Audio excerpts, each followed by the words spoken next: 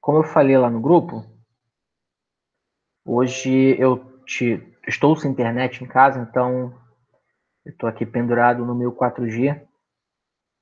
Não pode ser que a gente tenha algum problema ao longo dessa aula, tá?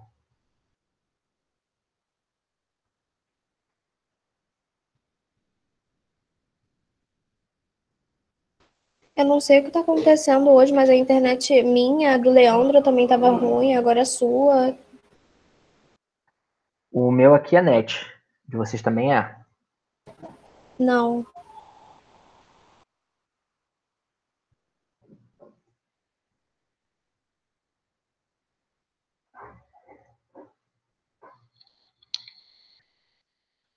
É o meu aqui, eu tô desde 9h40, assim, internet.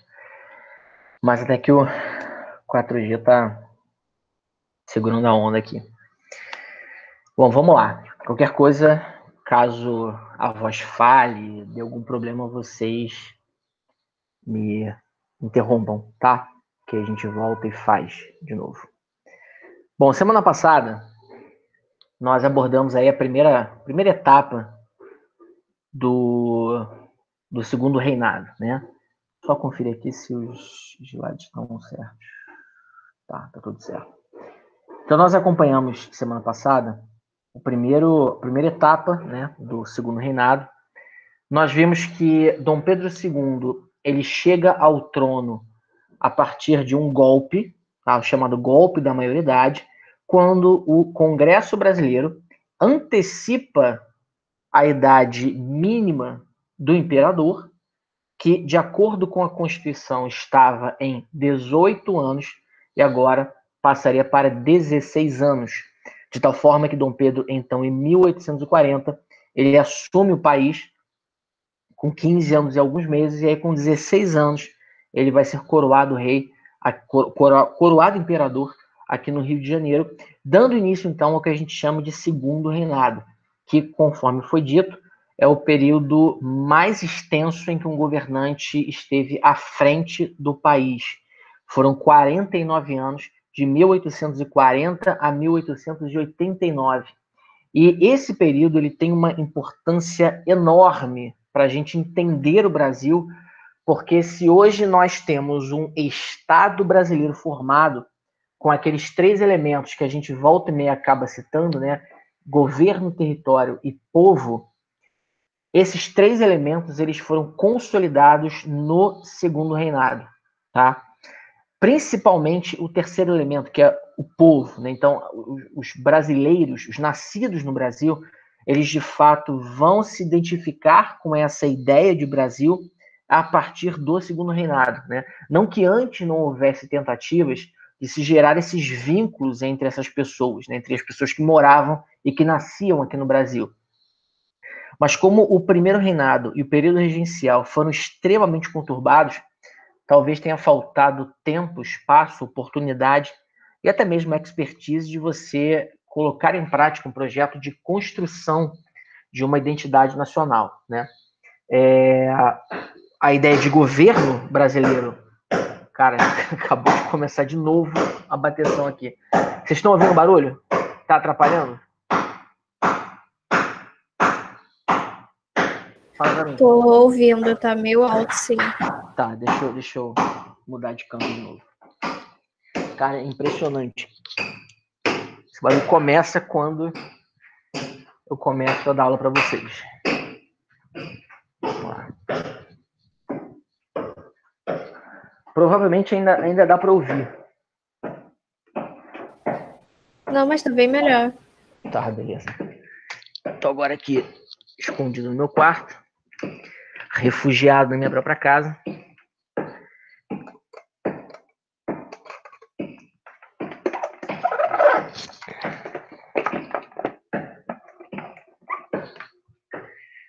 Calma aí.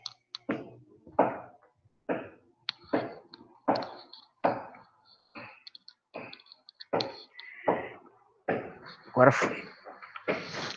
Deixa eu ajeitar aqui.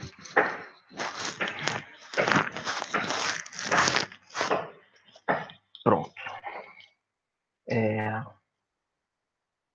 Então, desses três elementos que formam o Estado brasileiro, o primeiro deles, né, o governo, foi talvez o que mais rapidamente se consolidou, né? Tanto que a antecipação da maioridade de Dom Pedro era justamente para você conseguir a ascensão de um governo monárquico, interrompendo aqueles anos aí de período regencial para trazer uma estabilidade, né? Então, a gente observa que a crença nas instituições que organizam o Estado, ela está presente naquele período ali das regências, né? E o terceiro aspecto, o território, esse já estava um pouco mais consolidado antes mesmo das regências, mas é agora, no século XIX, que nós vamos ter alguns pequenos problemas e que vão permitir que o governo reafirme a soberania nacional em relação aos nossos vizinhos sul-americanos. Então, quando a gente fala de segundo reinado, a gente está falando de Brasil, enquanto Estado se consolidando e afirmando todos aqueles pilares que fazem parte de todo e qualquer Estado, tá? E aí nós vimos que a entrada de Dom Pedro I, né, a ascensão de Dom Pedro II, permitiu a interrupção daquela onda de revoltas que ameaçavam o Brasil, que ameaçavam a integridade territorial brasileira, promovendo uma série de rebeliões que, se levadas à frente, permitiriam uma fragmentação territorial.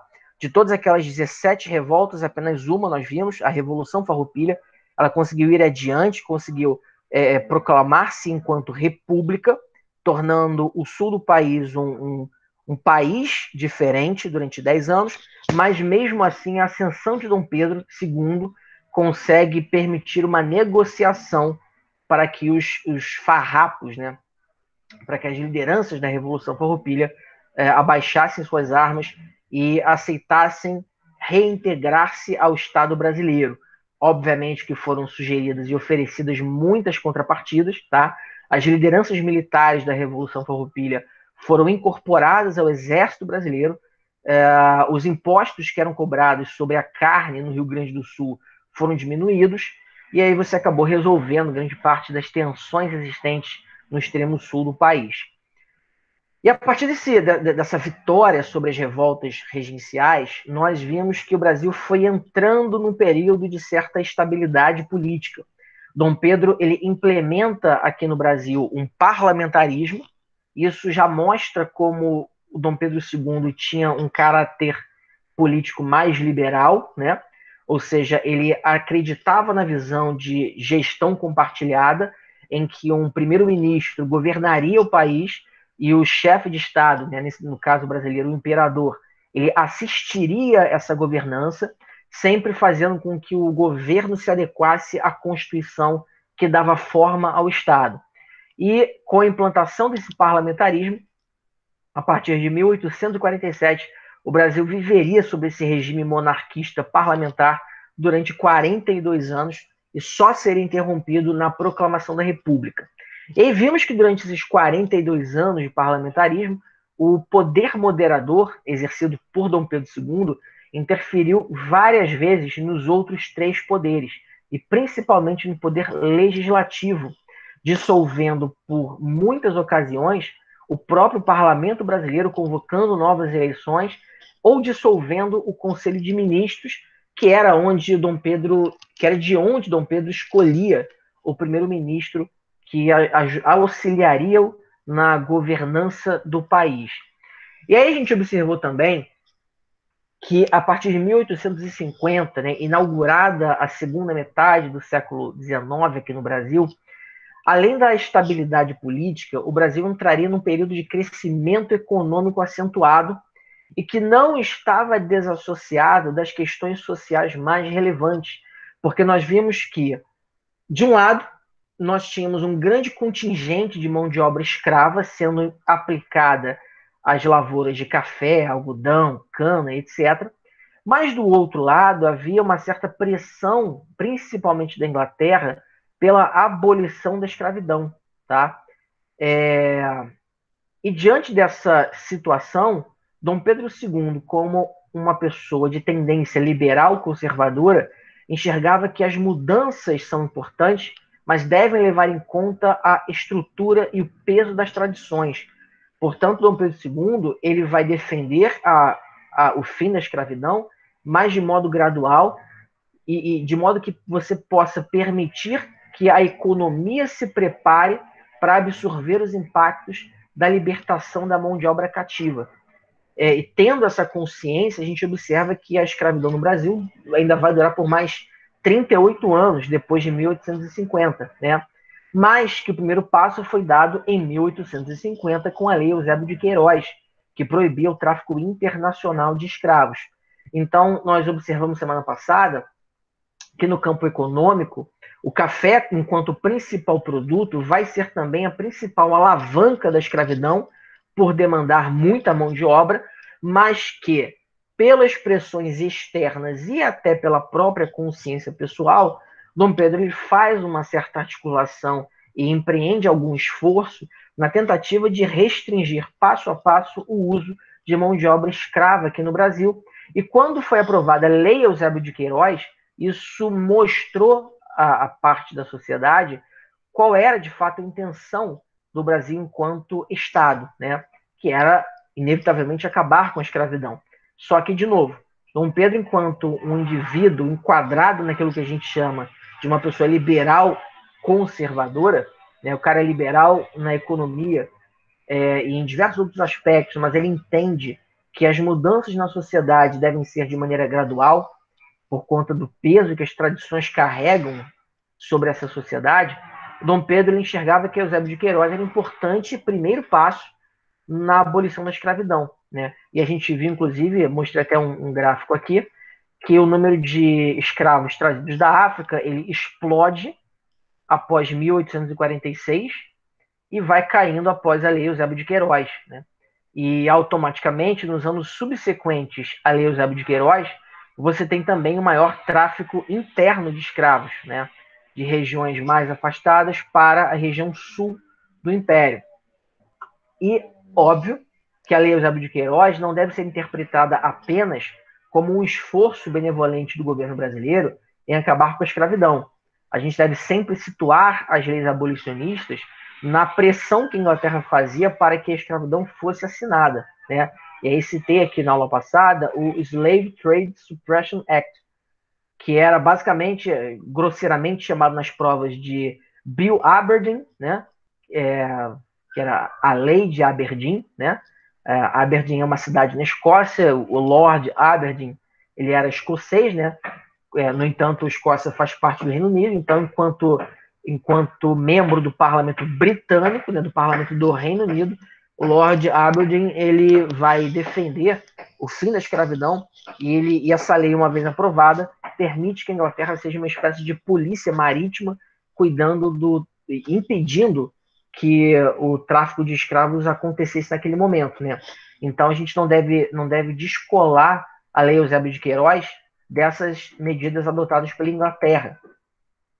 Então, primeiro vem a Lei Bill Aberdeen, depois a Lei Eusébio de Queiroz, e aí a segunda metade do século XIX seria marcada por um declínio do tráfico de escravos e por um declínio da atividade escravocrata em diversos setores da sociedade, mas principalmente nos centros urbanos. Temos relatos, inclusive, da época, de que pessoas que viveram ali o pós-13 de maio, né, onde houve a Lei Áurea, em 1888, pessoas descreviam que a Lei Áurea era muito mais simbólica necessariamente do que efetiva, porque se você andasse no centro das principais cidades, você encontraria muito mais negros livres do que cativos, né? Então, da Lei Eusébio de Queiroz, 1850, a Lei Áurea, passaram-se aí 38 anos, de tal forma que por volta de 1880, a mão de obra cativa, de fato, fosse muito menor em comparação com a mão de obra de negros livres daquele momento, né? Mas a Lei Eusébio de Queiroz ela tem uma importância por ter sido a primeira lei, ela não foi a primeira lei abolicionista, mas ela foi a primeira lei efetivamente que representou algum efeito substancial na utilização de mão de obra escrava aqui no Brasil, né? Mas, obviamente, como a gente viu aqui, nos anos que antecedem Eusébio de Queiroz, a gente teve uma duplicação, né? O número de escravos trazidos ao Brasil dobrou, então, automaticamente, ali, durante toda a década de 1850 e até mesmo 1860, ainda tinha muito escravo aqui no Brasil, por conta dessa enxurrada de mão de obra cativa que a gente vai ter nos anos pós-Bill Aberdeen e nos anos pré-Eusébio de Queiroz, tá? E aí vimos que, junto à Lei Eusébio de Queiroz, o governo brasileiro aproveitou aquele momento para dar início a um grande projeto de embranquecimento da população, né? Porque naquela altura do campeonato, o ideal de civilização, o ideal de civilidade era o padrão europeu, né? Então, toda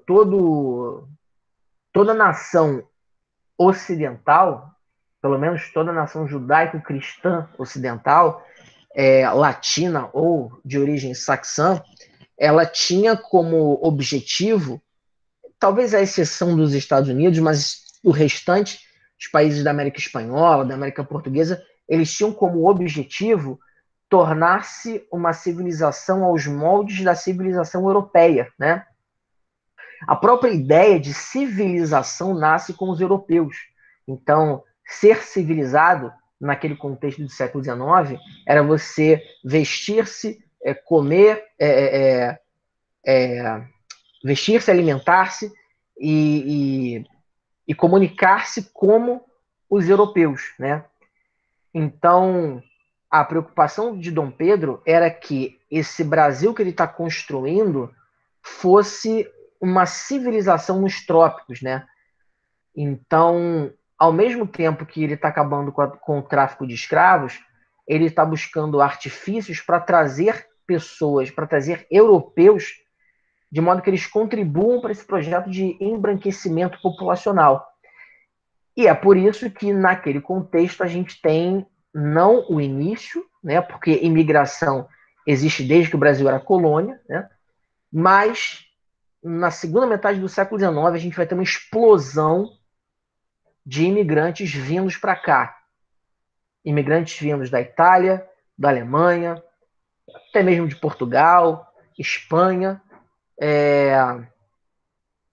eventualmente um ou outro inglês, um ou outro francês, mas você vai ter ali uma grande leva de imigrantes, principalmente alemães e italianos, que vêm para o Brasil, fugindo das guerras internas que os seus respectivos países estavam vivendo, e de olho nesse projeto que o Brasil tem, que a princípio parece ser muito sedutor, né?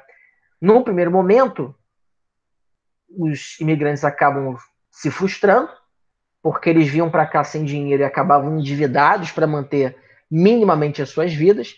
E aí, no segundo momento, ali por volta de 1860, o governo brasileiro resolve, então, bancar a vinda desse imigrante para cá, né? Ou seja, de fato, havia uma necessidade do governo de construir essa civilização pautada nessa ideia civilizacional europeia, de matriz europeia naquele momento, né? Porque, obviamente, não fazia o menor sentido trazer imigrante para cá se eu estava com um excesso de mão de obra cativa que paulatinamente ganharia a liberdade nos anos subsequentes, né? Então, se o Brasil já tinha um monte de escravo e esses escravos ainda não são livres, tá? Porque a Eusébio de Queiroz, ela proíbe o tráfico internacional, mas quem é escravo continua sendo, né? Então, muito embora já tivesse uma mão de obra grande aqui no Brasil, trazer imigrantes nunca foi substituir a mão de obra pela mão de obra em si, tá? Então, nunca percam o horizonte de que havia, na segunda metade do século XIX, o desejo do governo brasileiro de embranquecer a população, tá? Porque, numericamente falando, não se justifica trazer imigrante para cá, porque não faltava mão de obra tinha bastante, né? Só que imigrantes europeus dariam a essa sociedade um arcabouço mais, na visão da época, um arcabouço mais civilizado, né? E aí a gente viu também que algumas medidas foram sendo tomadas para que a estrutura da sociedade como um todo não fosse drasticamente alterada, né? Lembra que Dom Pedro II é liberal na economia, mas ele é um indivíduo conservador que enxerga que as grandes mudanças devem ser sempre preparadas, discutidas, comunicadas, ensinadas, para que então elas aconteçam, né? Então, qual era a preocupação de Dom Pedro II? Que os imigrantes, ao virem para o Brasil, se tornassem possuidores de terras, né? Se tornassem latifundiários e acabassem, por muitas vezes, ocupando certos espaços que já pertenciam à sociedade, a sociedade da época, né? Então, junto com a Lei Eusébio de Queiroz, foi aprovada a Lei de Terras, que nós vimos semana passada, que basicamente a Lei de Terras exigia que as terras devolutas do governo não seriam mais doadas, né? Não sei se vocês lembram, mas durante todo o Brasil colônia, ninguém comprava um pedaço de terra. Um pedaço de terra era doado, tá? E geralmente doado pelo rei. O rei doava para você ou o capitão da sua, oh meu Deus, da sua capitania, né? O donatário da sua capitania poderia te dar uma sesmaria, mas era sempre dado, doado, nunca comprado. E agora a Lei de Terras vai impor a monetização da terra disponível do governo. Então, a partir de agora, de 1850, para alguém poder ter a posse de uma terra, e esta terra pertencendo ao governo, você só o faria a partir da compra e da venda, tá? Isso, obviamente, gerou uma limitação para os imigrantes, que acabaram vindo para o Brasil, primeiro, se endividando, e segundo, sem a possibilidade de mobilização na pirâmide social, porque eles não conseguiam ter acesso à terra pela compra da mesma, tá? Então, era um projeto de embranquecimento da população, restrição gradativa da escravidão, e, ao mesmo tempo, uma tentativa de você manter a estrutura fundiária concentrada em uma dezena de famílias latifundiárias aqui no Brasil. Tá? Ali na virada, né, para a segunda metade do século XIX, essa economia cafeeira, pujante, né, nesse momento, ela vai permitir que muitos latifundiários dedicados à plantação de café possam diversificar a sua produtividade e possam investir em outros setores, né? E vamos lembrar o seguinte: a Lei Bill Aberdeen, ela é de 1843. Em 1844, o ministro da Fazenda, Manuel Alves Branco, ele determinou que o Brasil sobretaxasse produtos importados de acordo com a seguinte configuração: os produtos que não tivessem similares no Brasil seriam sobretaxados em 30%. Os produtos que tivessem similares seriam taxados em 60%. Aí vem a pergunta do milhão: por que que essa medida foi adotada nesse momento? Na verdade, a pergunta é: essa medida tem alguma relação com a Inglaterra? Sim ou não? Justifique. Igor, não, desculpa, Gustavo. O que é similares? Parecidos, iguais. Ah, tá. No sentido mesmo, tá. É Isso. porque eu pensei sem similares, como assim? Mas tudo bem. Produtos importados que não tivessem nenhum produto parecido aqui, né? Seriam sobretaxados em 30%. Ah, tá. E aqueles importados que tivessem alguma coisa já parecida sendo feita no Brasil seriam taxados em 60%. Então, Entendi. a pergunta então é: essa tarifa Alves Branco, ela tem alguma relação com a Inglaterra? Sim ou não? E por quê?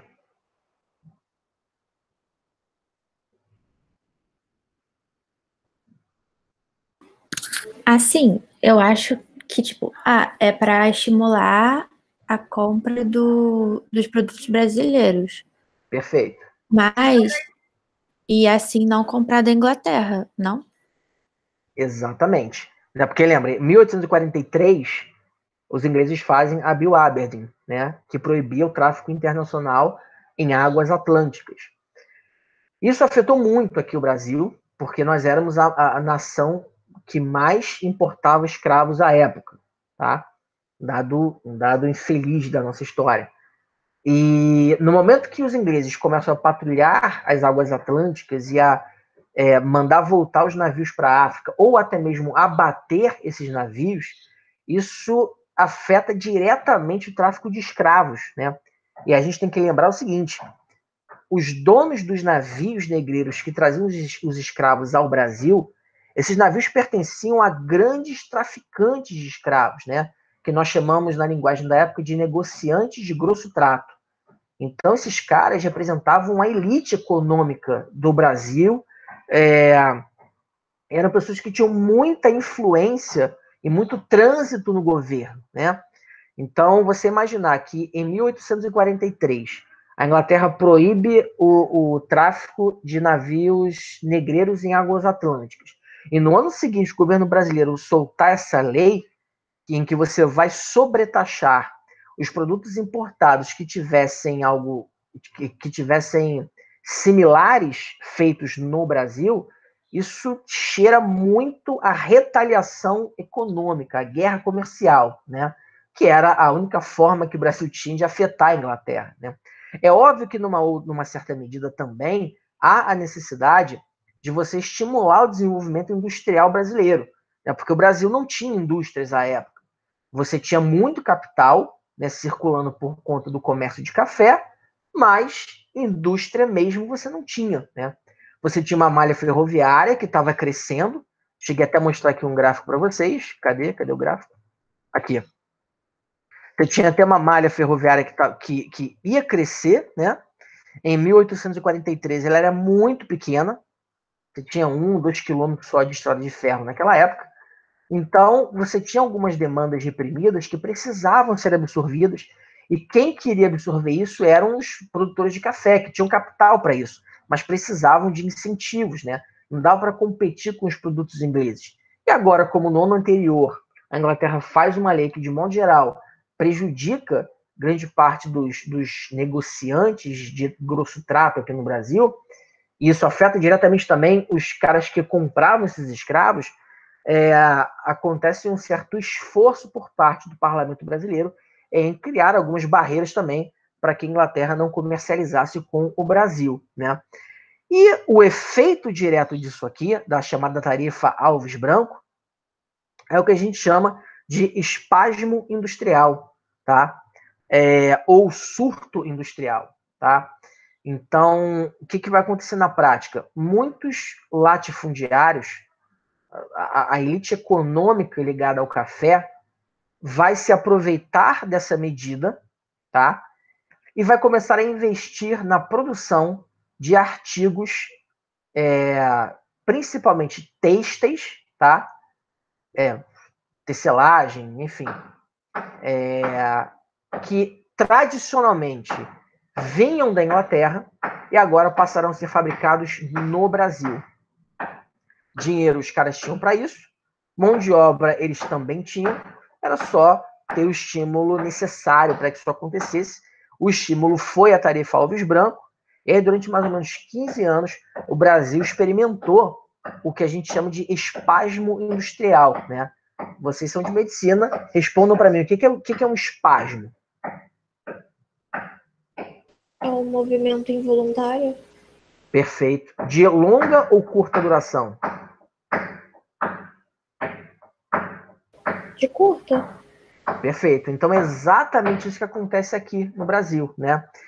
Não era um movimento involuntário, porque obviamente tinha um estímulo do governo para isso, mas era um movimento de curta duração, porque durou basicamente 15 anos, né?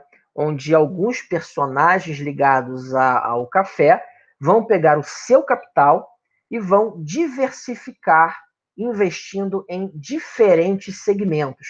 o maior exemplo, o expoente desse período, né, é o Irineu Evangelista, na época Barão de Mauá, que depois passou a ser Visconde de Mauá, e é o cara que, sem sombra de dúvidas, foi o maior industrial capitalista brasileiro daquele momento, né? Aqui está a fotinha dele, foto original. O Barão de Mauá, ele investiu em muitos setores. O cara investiu de estrada de ferro até banco, passando por indústria têxtil, né? O cara criou o Banco Mauá, estrada de ferro Mauá. Cara, o cara fez muita coisa, Talvez por falta de foco ou por alguns fatores externos, ele acabou não tendo uma vida muito longa enquanto empresário em diferentes setores. Mas o fato é que o Mauá foi o personagem desse capitalismo brasileiro, esse proto-capitalismo brasileiro, foi o personagem mais importante do segundo reinado, né? Não é à toa que o nome dele dá origem a uma série de praças, ruas, acho que até cidade, né? Visconde de Mauá, acho que é uma cidade, se não falha a memória, né? Você vai lá na cidade de Santos, que era a região de atuação dele, né? O litoral paulista, ele fez muita coisa ali pela região, né? E, obviamente, tinha um trânsito muito, muito bom com a corte que ficava aqui no Rio de Janeiro, né? E aí, durante quase 15 anos, o Barão de Mauá foi o carro-chefe, né, desse curto desenvolvimento industrial brasileiro. A gente não vai falar de industrialização, porque, de novo, foi um processo com data para começar e data para acabar, né? E que rapidamente foi superado pela economia cafeeira, né? Que não deixou de existir, né? O café continuou sendo a grande força econômica, mas durante algum tempo alimentou-se a crença na indústria brasileira, né? Obviamente que na época, grande parte da elite ligada ao café era também elite política. Então, os principais senadores e deputados eram pessoas ligadas à atividade cafeeira. E havia uma crença compartilhada de que a vocação brasileira era a agricultura, né? Era a agroexportação. Essa crença, inclusive, ela foi sendo alimentada durante anos, né? Ela só foi superada ali com, sei lá, Vargas para cá e olha lá, né? Porque ainda assim, hoje, a gente ainda alimenta um pouco essa crença no agronegócio, né? Agrotech, agropop. Fala. Isso tem a ver com aquilo que você disse na última aula, do Brasil estar desesperado para sair do capitalismo comercial, né, e avançar para o industrial, não é? Exatamente.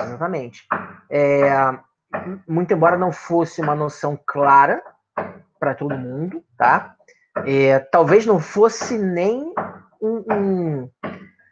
talvez o Alves Branco, quando ele faz isso aqui, acho que ele nem estava pensando em fazer o Brasil uma potência industrial, porque ele era um dos caras que compartilhavam essa crença na força da economia agrícola, né?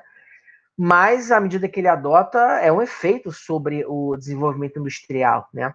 E o Brasil vai, durante um curto espaço de tempo, experimentando em dose homeopática esse capitalismo industrial que na Europa já estava consolidado aí há mais de um século, né?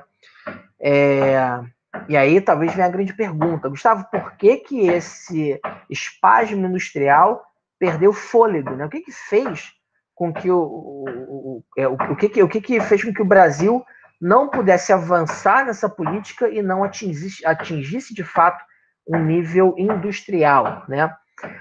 O que explica isso é que nos anos 60 a gente vai entrar na Guerra do Paraguai. Então, grande parte dos esforços que vinham sendo canalizados para a indústria, eles se voltam novamente para a agricultura, principalmente pelo fato de que nos anos 60 o Brasil vai romper relações diplomáticas com a Inglaterra, tá? Então, e além disso, claro, também a gente não tinha aqui um mercado consumidor capaz de absorver toda a produção industrial que muitos estavam se propondo, né? Lembrando que o Brasil ainda não havia abolido a escravidão, né? Até 1871 não tinha ainda um contingente suficiente de negros livres aqui, tá? Porque a próxima lei abolicionista é a Lei do Ventre Livre, de 1871, que só vai gerar efeitos concretos em 1880, né? Então, via de regra, a população brasileira capaz de consumir, ela corresponde aqui a 2, 3% do contingente total da população, né?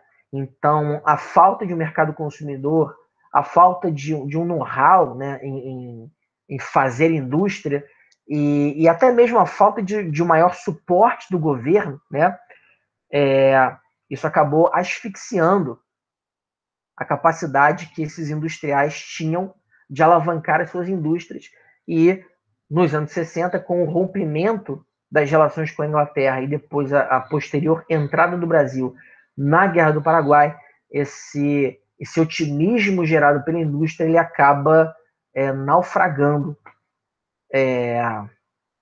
antes dele poder se sustentar de modo mais prolongado no tempo, né? E aí, pegando isso como gancho, né, essa relação do Brasil com a Inglaterra, a gente tem que lembrar o seguinte, que... Putz, eu não botei aqui. Ah, caramba.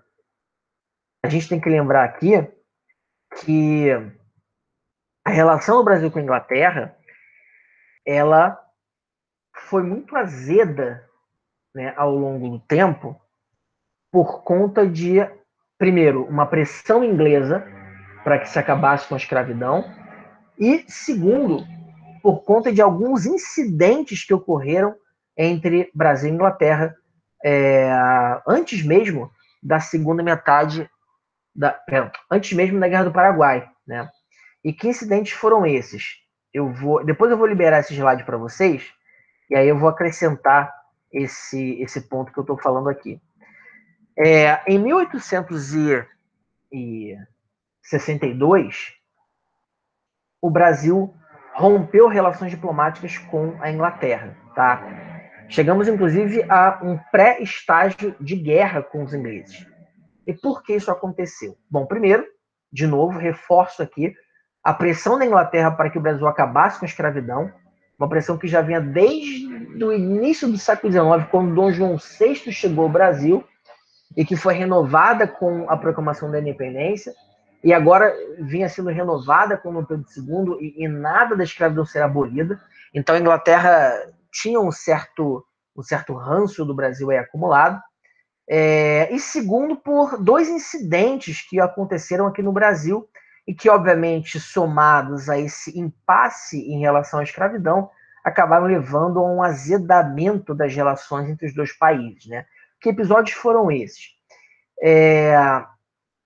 O primeiro episódio aconteceu no sul do país, tá? Um navio comercial inglês acabou tendo problemas encalhando na costa do Rio Grande do Sul, e a tripulação foi à terra, né?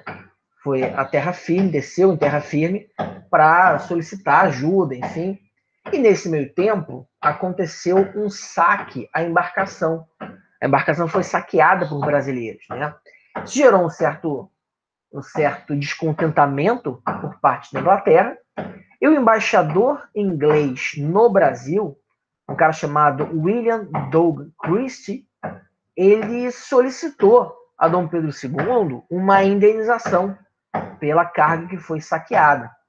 Dom Pedro lavou as mãos, disse que não faria pagamento algum, isso era um problema que não era da alçada de Dom Pedro para resolver, né? Tempo depois, dois marinheiros ingleses que estavam a trabalho no Rio de Janeiro, no seu período de folga, eles se envolveram numa briga por causa de uma confusão de bar, dessas normais que a gente sempre viu, né? E esses caras, eles acabaram ferindo alguns brasileiros, né?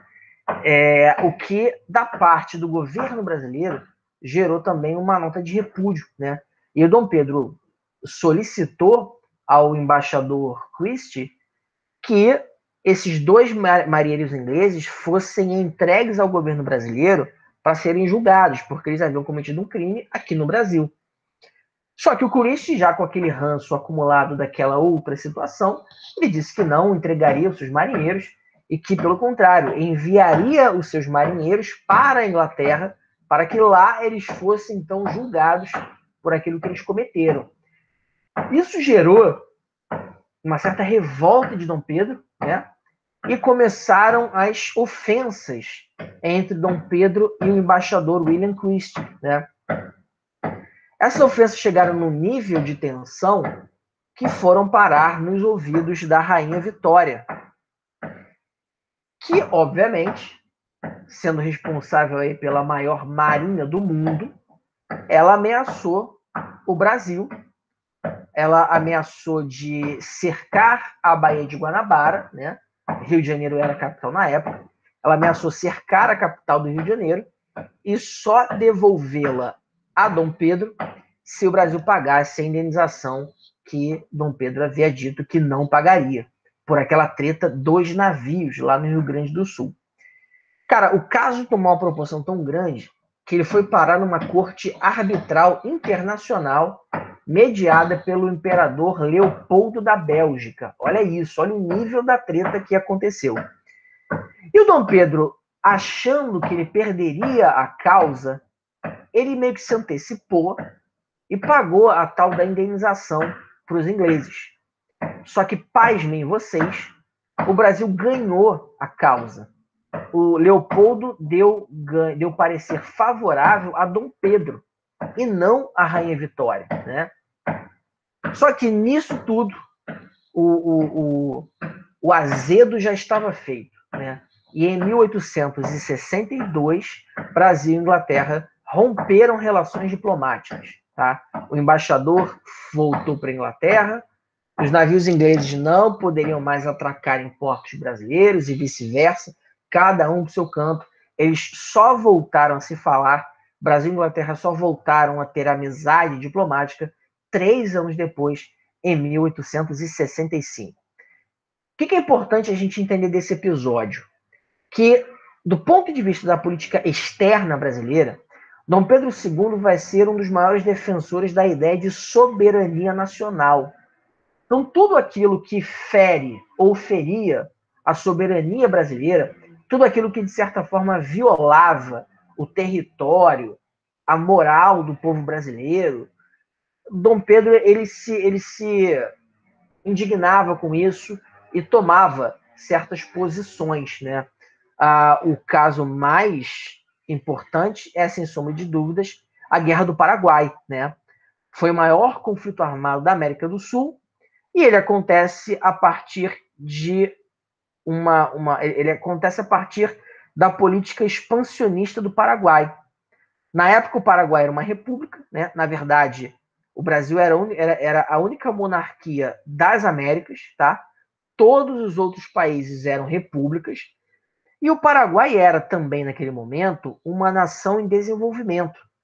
De todos os países da América do Sul, o Paraguai é o que tinha os melhores índices sociais, né?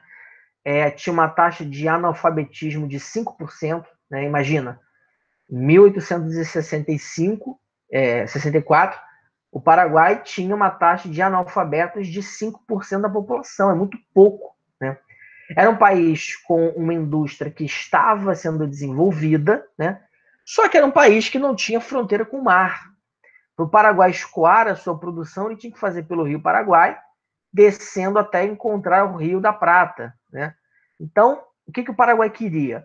Acesso ao mar, que ele poderia fazer de 2 formas, ou debruçando-se sobre a Bolívia e o Chile, ou debruçando-se sobre a região da Prata, que era muito mais fácil, porque lembrem-se que aqui eu tenho a Cordilheira dos Andes, aqui eu tenho altas altitudes, né?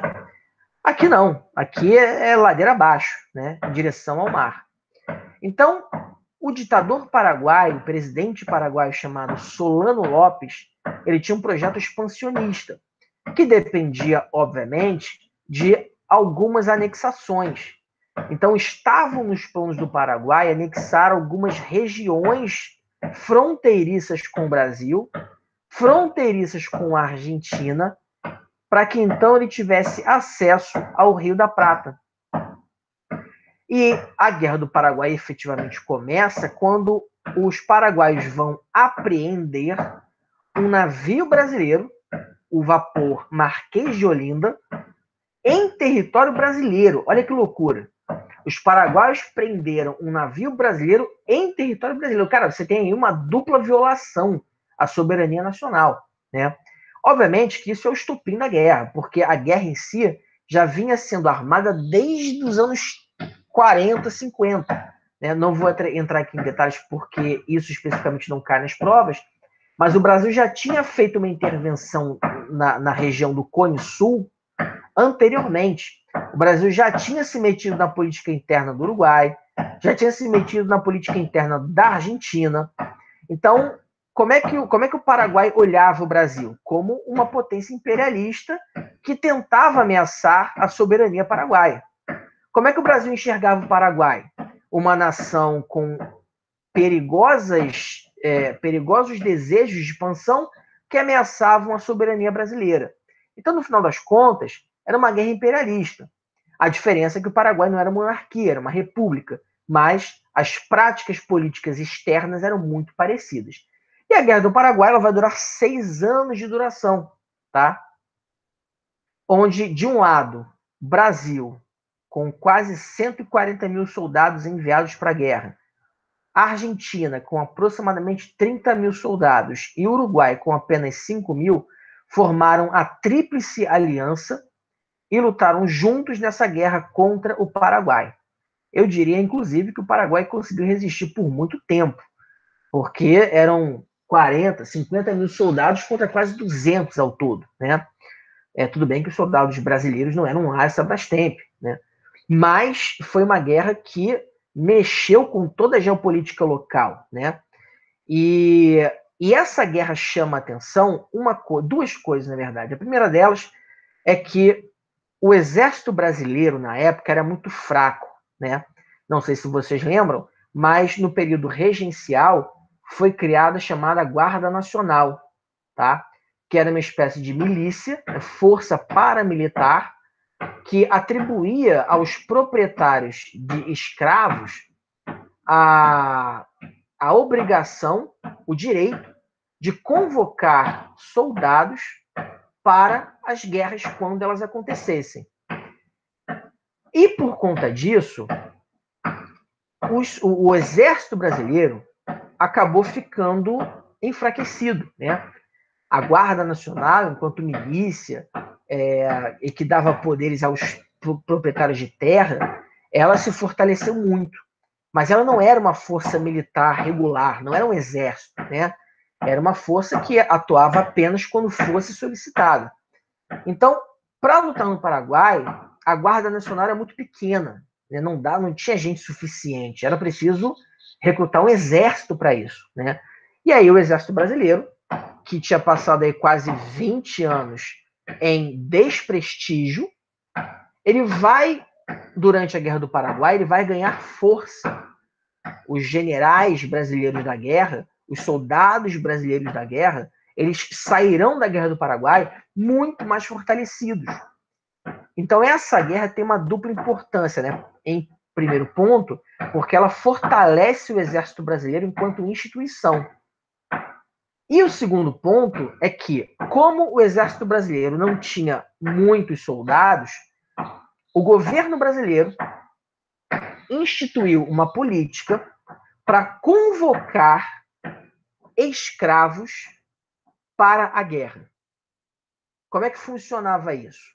O governo brasileiro indenizaria proprietários de escravos se eles alforriassem seus escravos para que então esses negros libertos fossem enviados para a guerra.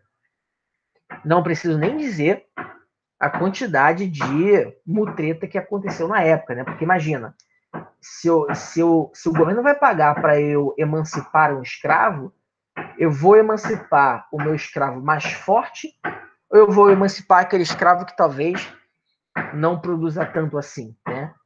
Então dá para ver nas fotos que os escravos que são enviados para a guerra não são escravos muito jovens, são escravos um pouco mais velhos, mas ainda assim são negros, né, que agora são livres e estão lutando lado a lado com brancos na guerra.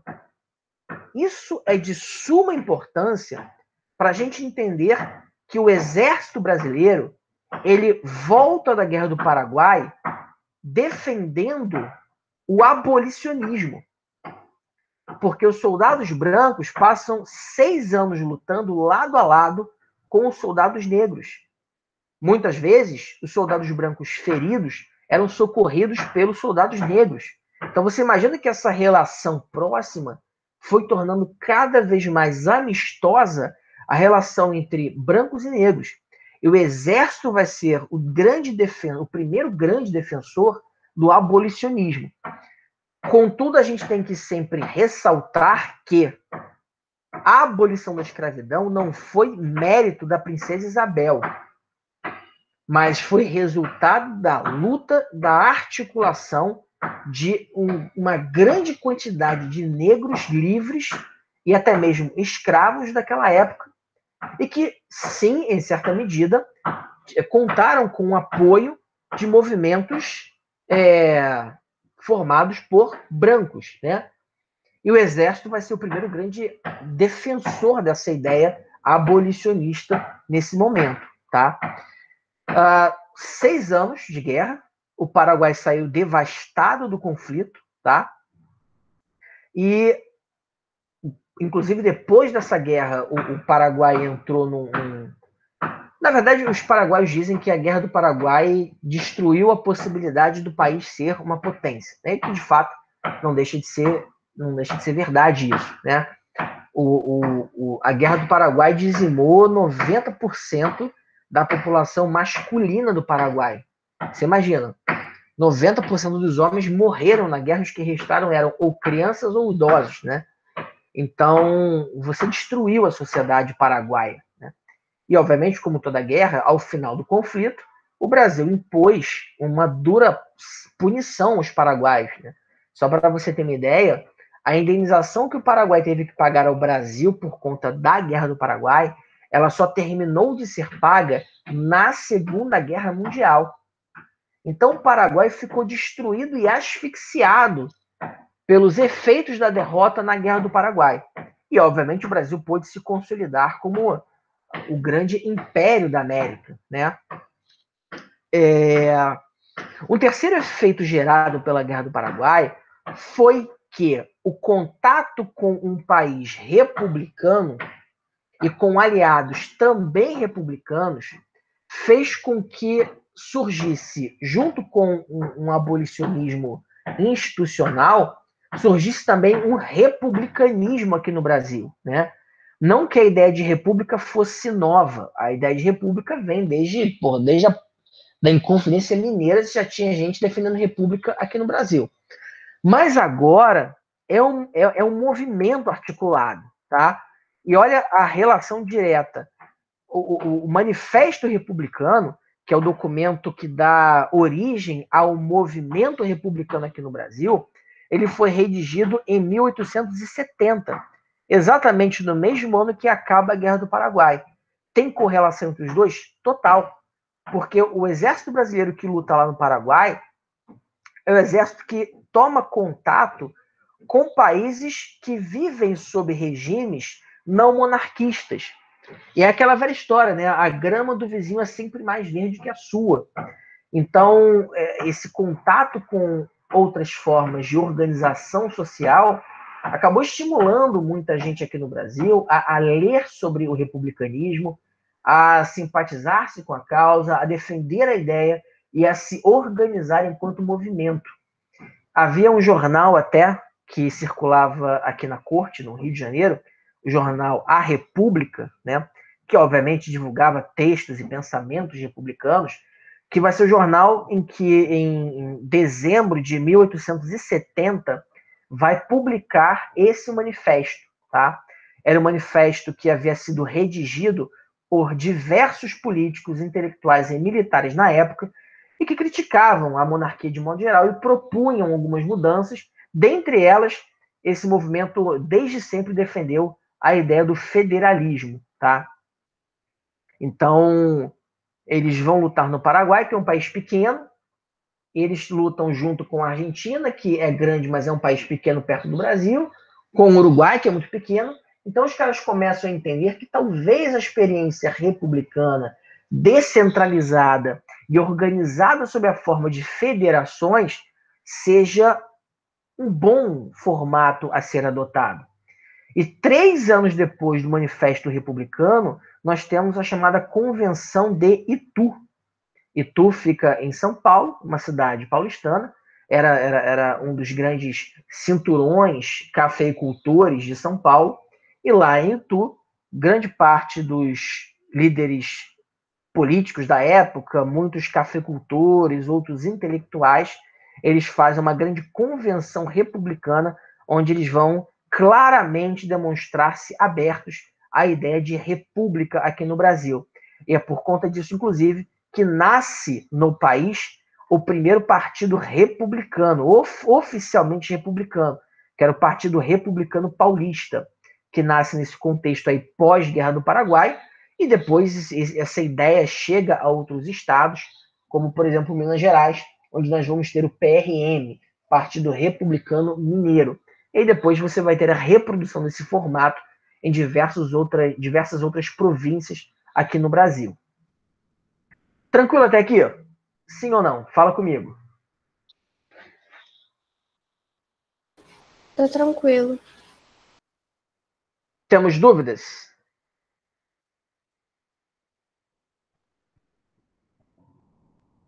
Não. Beleza. Um outro efeito interessante da Guerra do Paraguai, e aí a gente já está falando, obviamente, do campo cultural, é que após 1870, ao mesmo tempo que surge o movimento republicano, ao mesmo tempo que o abolicionismo ganha força, ou seja, ambas bandeiras que vão colaborar para a queda da monarquia no Brasil, ao mesmo tempo eu tenho a formação da identidade brasileira, né? E a Guerra do Paraguai, ela foi fundamental para isso, né? Porque, obviamente, qual é o principal efeito que a guerra traz para a gente? Ela aproxima as pessoas contra um inimigo comum. Então, a Guerra do Paraguai trouxe uma sensação de que os brasileiros deveriam se unir contra um inimigo externo que ameaçava a nossa soberania, né? Então, o efeito da Guerra do Paraguai sobre a sociedade é o efeito de congregação, de aglutinação, né? É um efeito que agrega pessoas, né? Então, após 1870, principalmente apoiado na vitória sobre o Paraguai, o governo brasileiro vai estimular o que a gente chama de forja da identidade. Tá? O que é isso? O que é forjar alguma coisa? É você construir de modo artificial. Tá? Então, exemplo, a polícia forjou as provas. Né? Isso quer dizer que a polícia plantou as provas do crime. As provas não existiam, elas foram fabricadas, foram forjadas. Então, a identidade nacional brasileira, ela foi forjada, porque nas condições normais de temperatura e pressão, não existe Brasil.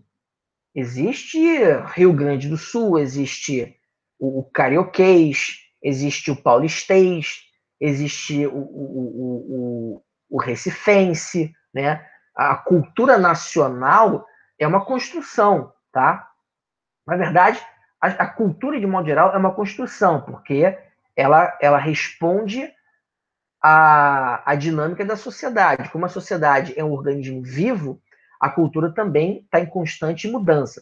Mas a identidade nacional, ela é forjada, tá?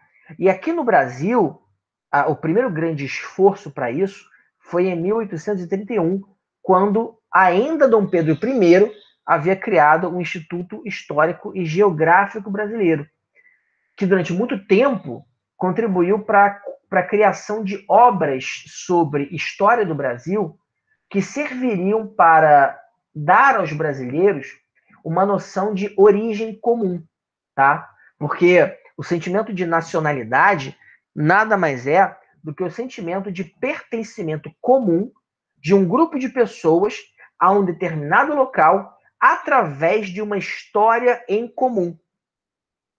Então, o que une nós aqui no Rio de Janeiro com um cara que mora na capital do Acre, Rio Branco?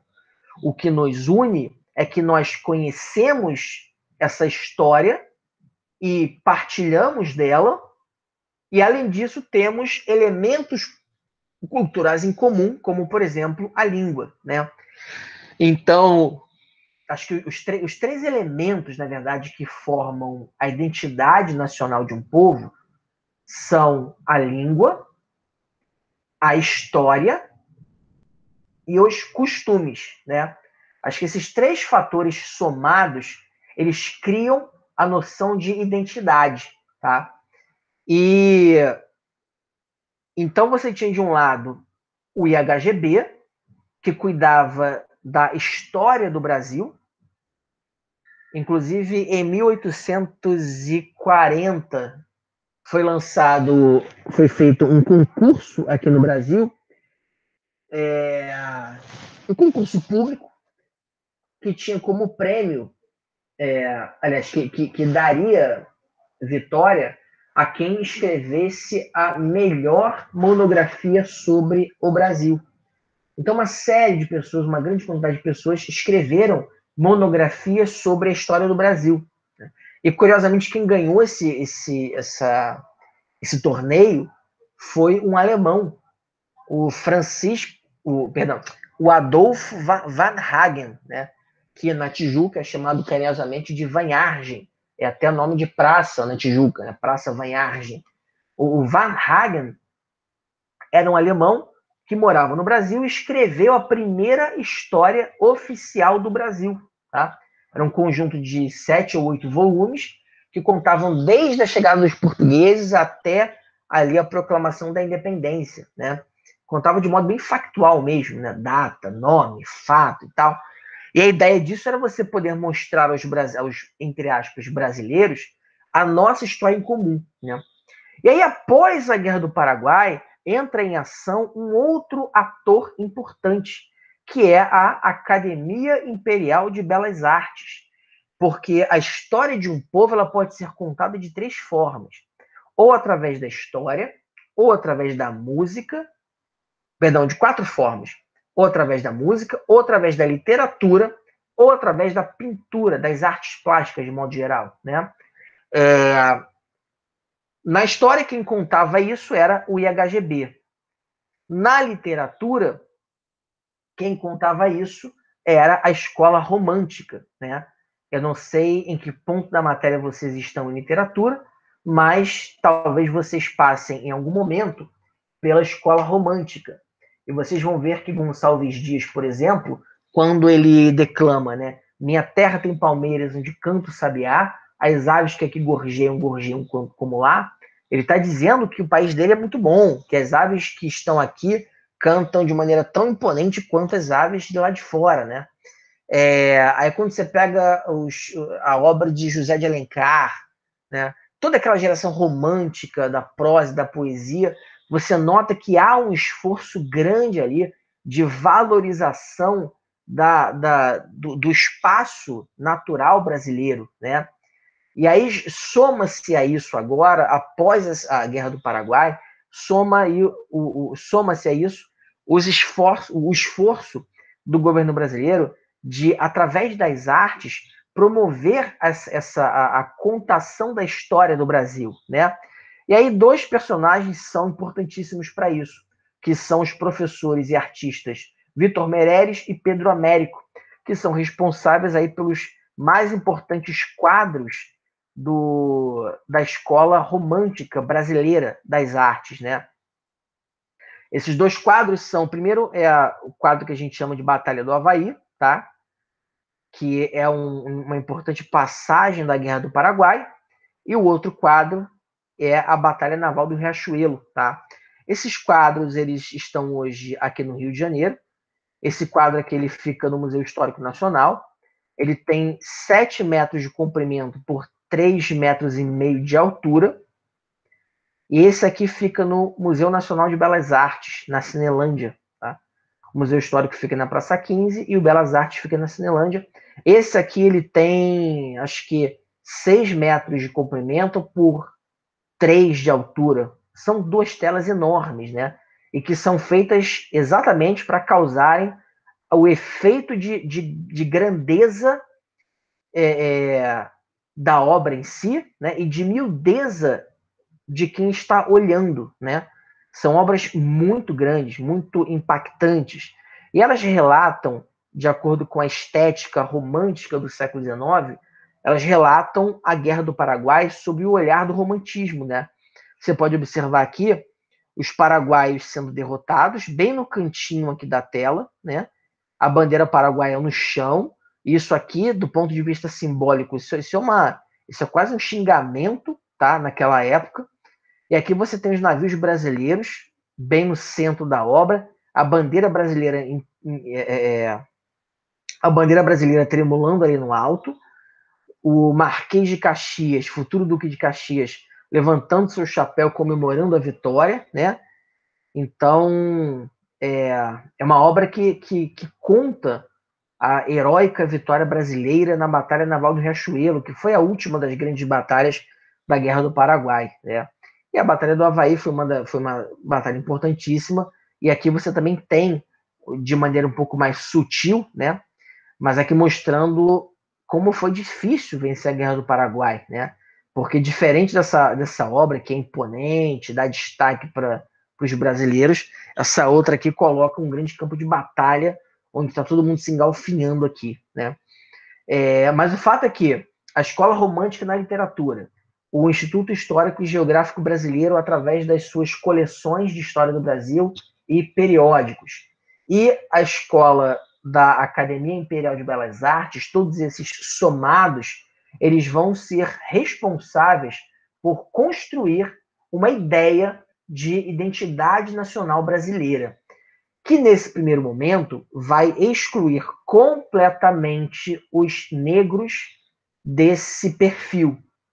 Então, a primeira história do Brasil, ela vai dar uma certa atenção para a matriz europeia, e ela vai até, em algum ponto, inserir o índio nessa narrativa oficial. Mas os negros são completamente excluídos dessa identidade nacional brasileira, tá? Essa reparação histórica, ela só vai acontecer depois dos anos 50, tá? Dos anos 50 para cá é que você começa a desconstruir essa identidade brasileira e aí você começa a dar mais visibilidade para a questão da negritude aqui no Brasil. Ficou alguma dúvida em relação a isso? E esse ponto aqui eu chamo muita atenção de vocês, tá? Porque o Enem adora falar sobre a formação da identidade brasileira, tá? Ficou alguma dúvida? Não. Beleza. Tudo certo. E aí, nos anos subsequentes à Guerra do Paraguai, nós temos aí 2 caminhos, né? De um lado, os movimentos abolicionista e republicano ganhando cada vez mais força. Do outro lado, uma monarquia que já caminhava para uma estabilidade, né? Dom Pedro já tinha aí, ali por volta de 1880, Dom Pedro já tinha 40 anos de governo, né? Então já era um cara bem maduro, já com os seus 53 anos de idade, né? Muito embora ele pareça mais velho aqui nas fotos, mas já quase um sessentão, né? E um sessentão à frente de uma monarquia consolidada na América do Sul, já com as fronteiras bem estabelecidas, já com um projeto de identidade nacional encaminhado, né? E o Dom Pedro, ele entraria aí nos seus últimos 10 anos de governo, né? Quando, nos anos 80 do século XIX, vai ser então assinada a Lei Áurea. Né? A Lei Áurea foi talvez um preâmbulo da proclamação da República, né? Ela vai ser o grande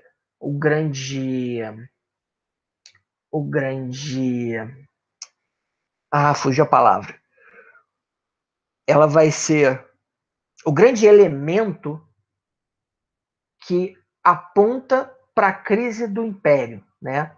Um Império que no slide anterior eu falei para vocês que estava estável, mas que no espaço de 10 anos caiu, né? Como é que a gente entende a queda da monarquia no Brasil, né? Primeiro ponto, partindo do pressuposto da Lei Áurea, né? Desde 1850, quando a Lei Eusébio de Queiroz foi aprovada, toda a elite escravocrata, ela foi, de maneira muito lenta e gradual, ela foi entendendo que a monarquia ela representava um passado que deveria ser superado, tá? Ou porque a monarquia acabou restringindo a ação da mão de obra escrava, o que gerou prejuízo para os proprietários de escravos, ou do ponto de vista da administração pública, né? Porque o final do século XIX passou a enxergar a república como sendo as modalidades mais contemporâneas e saudáveis de organização social. Então, parte da sociedade que defendia a república e grande parte dos cafeicultores e proprietários de terra que eram contrários à abolição, vai chegando ali por volta de 1888, grande parte dessa galera já não apoiava mais a monarquia, né? Criticava abertamente nos jornais, nas rodas intelectuais da época, nos debates políticos, já se falava em república no Brasil, muito embora ninguém tivesse tentado implementá-la. O que você tinha ali nos anos de 1880 era uma grande parte da sociedade, da antiga sociedade escravocrata, que já não enxergava mais valor na monarquia. O exército já tinha aderido ao republicanismo, tá? Com exceção de alguns personagens. A elite intelectual das classes médias urbanas já havia entendido também que a monarquia deveria ser superada e faltavam apenas os elementos para darem aquele empurrão no imperador, né? Já se sabia que Dom Pedro II caminhava para o fim do seu reinado, porque ele já governava o país há 49 anos, né? Há 40 e tantos anos, e ele estava preparando uma sucessora, que era a princesa Isabel. Não é à toa, inclusive, que ela é quem assina a Lei Áurea, né? Isso não foi sem querer, foi uma estratégia política para você mostrar à população a próxima imperatriz do Brasil, né? Só que era tarde demais, porque, como eu falei, Dom Pedro II não tinha mais o apoio do exército, não tinha mais o apoio tão latente da elite agrária, as classes médias urbanas já haviam se convencido do republicanismo, e era uma questão de tempo e oportunidade você derrubar a monarquia. Quer dizer, era uma questão de tempo, oportunidade e articulação, né? Porque, muito embora houvesse um movimento republicano consistente aqui no Brasil, aquela chavinha, né? Por quando e como vamos virar república, né? Ainda não havia aparecido, né? Discutia-se o que, mas não se discutia o como, né? E a Lei Áurea, quando veio, ela acabou. O objetivo dela, obviamente, era libertar os escravos que ainda existiam, os poucos milhares de escravos que existiam ainda. A maioria da população negra já era livre na época. E, ao mesmo tempo, apresentar à sociedade a princesa Isabel como futura chefe de Estado do Brasil, né? E aí, vamos lembrar que, antes da Lei Áurea, nós tivemos a Lei do Ventre Livre, de 1871, e a Lei dos Sexagenários, de 1885. Né? A Lei do Ventre Livre tornava forro todo escravo nascido a partir daquela data. Né? Ele teria só que prestar uma espécie de pedágio, trabalhar até os 21 anos de idade para os seus antigos donos, como forma de compensá-los pelas perdas que eles teriam com aquela alforria. Né? E a Lei dos Sexagenários, todo escravo maior de 60 anos ganharia a sua liberdade. Obviamente, quando a gente pega a Lei Eusébio de Queiroz, a Lei do Ventre Livre e a Lei dos Sexagenários, elas muito embora tivessem apresentado um efeito grande na sociedade no longo prazo, no curto prazo foram leis apenas para chamar a atenção da Inglaterra de que o Brasil estava fazendo o dever de casa, né? Não é à toa que a gente chama essas 3 leis de leis para inglês ver, tá? Porque o efeito prático na sociedade não era sentido de imediato, tá? A lei do ventre livre, de fato, ela só causou impacto por volta de 1886, 87, né? Quando a primeira geração de escravos beneficiados pela lei do ventre livre começavam a ganhar a sua alforria, né? Então, a Lei Áurea ela foi muito mais simbólica do que prática, justamente porque aquela altura do campeonato você já tinha muito mais negros livres do que escravos naquele momento. Mas, ainda assim, houve muita comemoração, né, como essa foto mostra. Aqui a gente está falando do Paço Imperial, na região da Praça 15, e aqui milhares de pessoas na sacada do Paço Imperial celebrando o fim da escravidão, né? Ou então essa foto foi uma missa campal promovida pela princesa Isabel, que está aqui, ó, em destaque. Essa missa foi promovida na Quinta da Boa Vista, tá? E foi uma missa em homenagem à abolição da escravidão, tá? Então, mas o efeito prático foi muito pouco, né? Então, foi mais um efeito simbólico mesmo, e serviu como uma possibilidade de você mostrar à sociedade brasileira a princesa Isabel e a partir de uma possível importância dela na abolição dos escravos. E, de modo geral, a monarquia que chegava aí a 1888, ela estava bem desgastada, né, por conta de 3 fatores. O primeiro, aquele que eu falei para vocês, o exército havia aderido ao republicanismo, a grande parte da elite agrária havia aderido ao republicanismo por conta da questão abolicionista, e havia um terceiro fator que, quando somado, a gente enxerga como tendo sido os responsáveis pela queda da monarquia, que foi a chamada questão religiosa, né? Dom Pedro II era maçom, e desde os anos 1860, 1870, a Igreja Católica ela vinha tendo constantes atritos com a maçonaria, chegando inclusive a condenar moralmente a maçonaria, e inclusive estando passivo de excomunhão os católicos que fossem envolvidos com essa sociedade até então secreta. E Dom Pedro era maçom. E aqui no Brasil, o imperador tinha o direito perpétuo de nomear os cargos da alta cúpula da igreja no país. Só que, obviamente, a igreja não via com muitos bons olhos essa relação de Dom Pedro com a escolha, né, dos cardeais e bispos que ocupariam essas funções aqui no país. Então, a igreja edita um documento chamado Bula Syllabis, que proíbe que reis, imperadores, governantes envolvidos com a maçonaria pudessem interferir nesses cargos da cúpula eclesiástica, né? Não obstante isso, Dom Pedro II se envolve num fato muito ruim para ele, que foi a prisão de um bispo na Bahia, que vinha criticando a monarquia. Ele foi preso por censura, né? Isso pegou muito mal para Dom Pedro. Então, de modo geral, a Igreja Católica como um todo, ela deixou de apoiar a monarquia, né? Porque historicamente monarquia e tradição católica sempre caminharam juntas, né? Porque a monarquia sempre entregou essa coisa da continuidade, da estabilidade, né? É o rei que passa para o filho, que passa para outro filho. Então você tem um laço de continuidade que gera uma estabilidade temporal. Então a igreja sempre enxergou isso como um grande valor, né, das monarquias. Só que agora as monarquias caminhavam todas para governos que se comportavam de maneira diferente do ponto de vista religioso. Então a igreja condena muitas monarquias naquele momento, e o Brasil é uma delas, né? No momento que a igreja condena a monarquia brasileira, não que ela apoie a república, mas a igreja deixa de apoiar Dom Pedro II, né?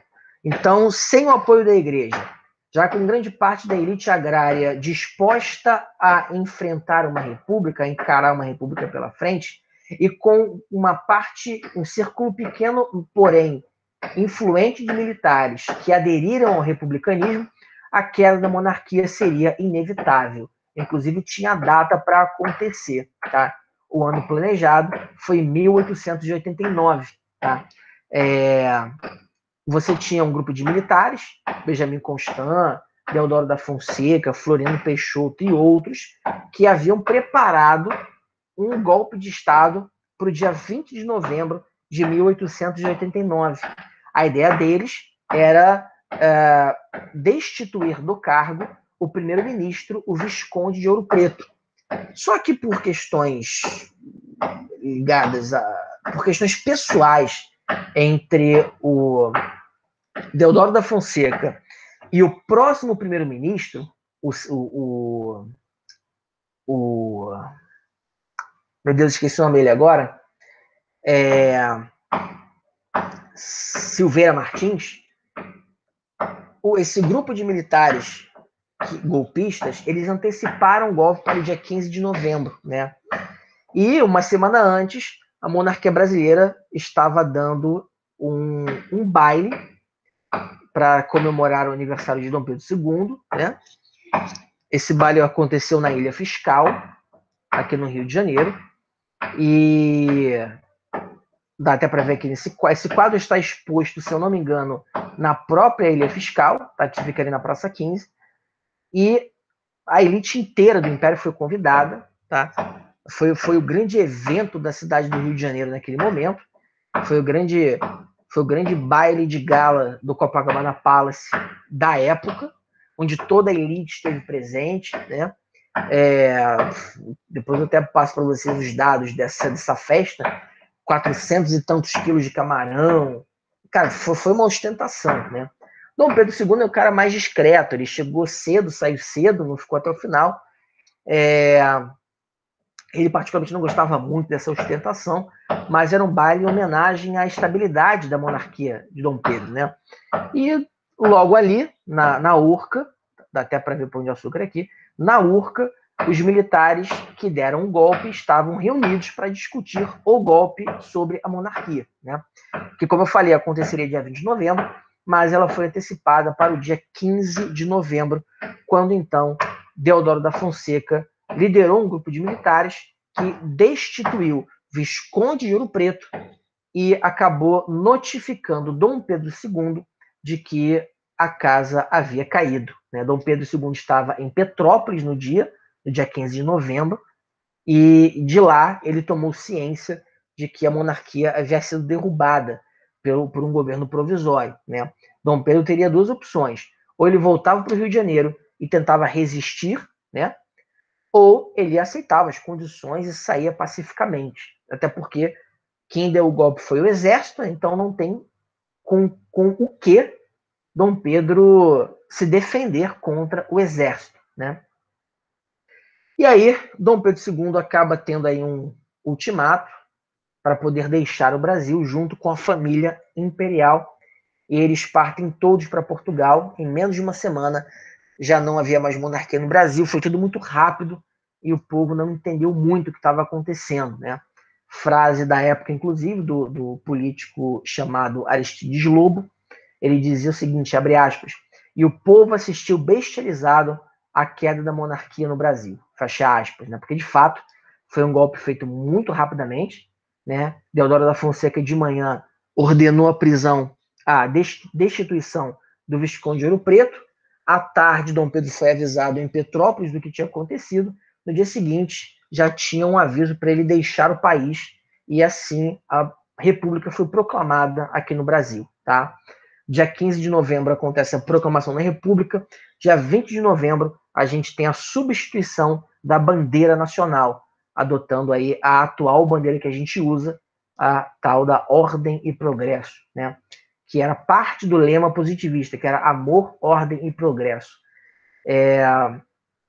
E aí, feita essa proclamação da República, o que a gente vai ver nas próximas aulas, acho que não na próxima especificamente, acho que não nas de julho, mas o que a gente vai ver na volta aí do recesso é como essa república recém-implementada no Brasil, ela se constituiu, quais os lances de continuidade e ruptura ela apresentou e o que ela carregou, né, de efeitos ruins da monarquia.